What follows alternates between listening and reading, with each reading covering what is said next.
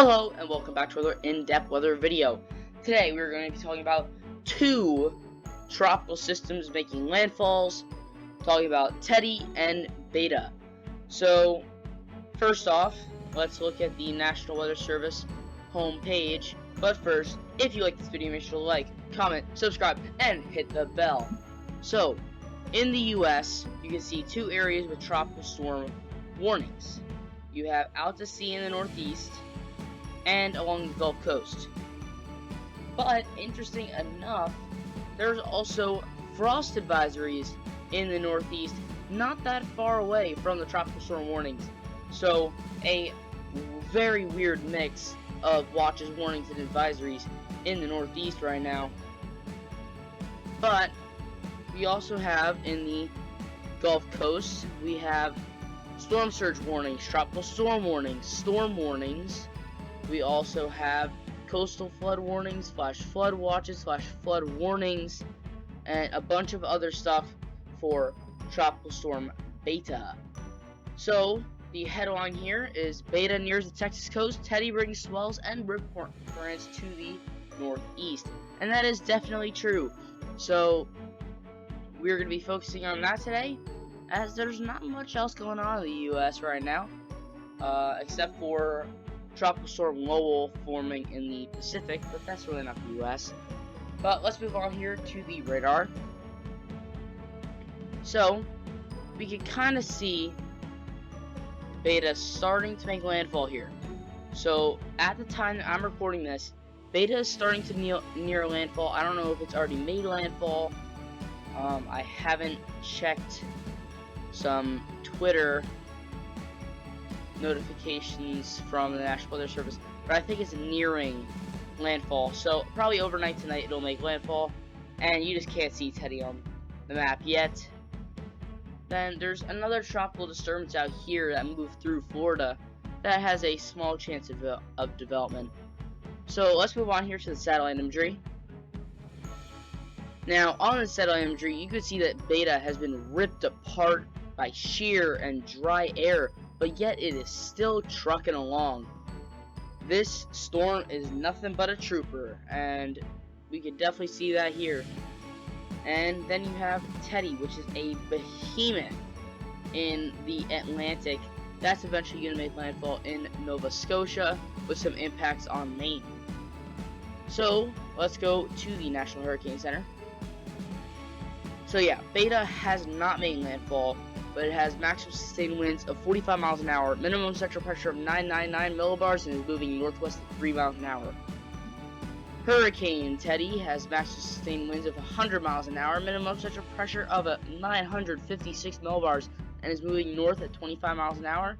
And Tropical Storm Paulette has just reformed, maximum sustained winds of 60 miles an hour, minimum central pressure of 1004 millibars, and is moving east-northeast at 16 miles an hour.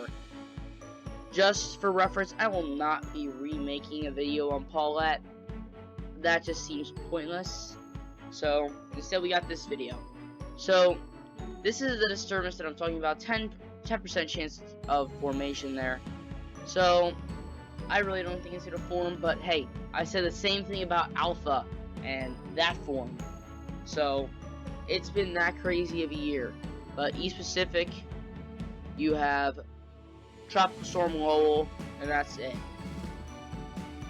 Now, Beta Cone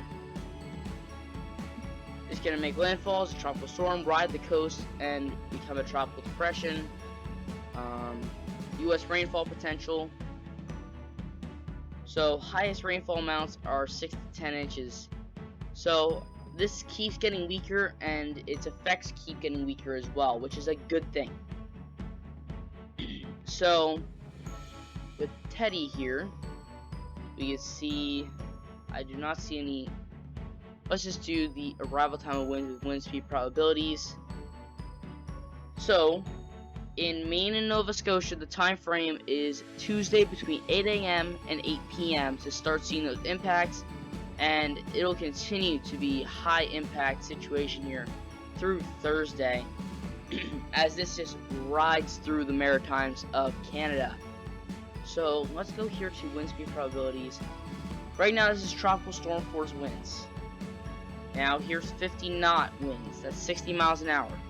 Still have some chances there, but none of them in the continental U.S. All of them in Nova Scotia, parts of Prince Edward Island, Newfoundland, Labrador, and a little bit of Quebec there. Now, hurricane wind speed probability, very low, but the highest chances, again, are in Nova Scotia, parts of Prince Edward Island, and Newfoundland there. So, this is definitely going to weaken as it moves north. That's just the natural turn of things. As these systems move north, they, of course, weaken because there isn't as warm of waters. But this is passing by Bermuda right now. Good thing is it won't be hitting Bermuda. So if we go back here, Bermuda's right in here somewhere, so one of the outer bands. But an 3 kilometer model showing here, you can see here, Beta makes landfall, takes that kind of lingers, and then starts to take that turn toward the east there, and then makes another landfall in Louisiana. And while all that's happening, Teddy here is just sneaky and riding right up there and making landfall. So major impacts from Teddy in Maine are going to be happening later on today into tomorrow. So definitely have to look out for this storm in Maine, especially down east Maine, because you could be feeling some of those brunt impacts. But anywhere in the northeast, you should be looking out for rip currents, high wave swells, all sorts of stuff there. So if you're going to the beach, just be extremely cautious in many areas, the Gulf Coast, the Northeast Atlantic coast, and there's probably others there as well, but those are the main two. Alright, so this video has already been long, but thank you guys for watching. I'll see you guys next time.